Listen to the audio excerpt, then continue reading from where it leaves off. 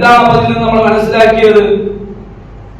എപ്പം മരിച്ചാലും രാവിലെയും വൈകുന്നേരവും ദൃഢവിശ്വാസത്തോടുകൂടി ഒരാള് ഈ പ്രാർത്ഥന ചൊല്ലുകയാണ് എങ്കിൽ എപ്പ മരിച്ചാലും, ഏത് സമയത്ത് മരിച്ചാലും, എവിടെ വെച്ച് മരിച്ചാലും അവന് സ്വർഗത്തിൽ പോകാം എന്നാണ് നമ്മുടെ ഹബീബ് നമ്മളെ പഠിപ്പിച്ചു തന്നിട്ടുള്ളത്.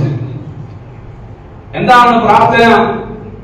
അല്ലാഹുമ്മ അൻത റബ്ബി ലാ ഇലാഹ ഇല്ലാ അൻത ഖലഖതനി വഅന അബ്ദുക വഅന അലാ അഹ്ദിക വവഅദിക മസ്തതഅത് അഊദു ബിക മിൻ ശർരി മാ സനഅത് അബൂഉ ലക ബിനിഅമതിക അലൈ വഅബൂഉ ബിദംബി ഫഗ്ഫിർ ലി ഫഇന്നഹു ലാ യഗ്ഫിറു ദുനൂബ ഇല്ലാ അൻത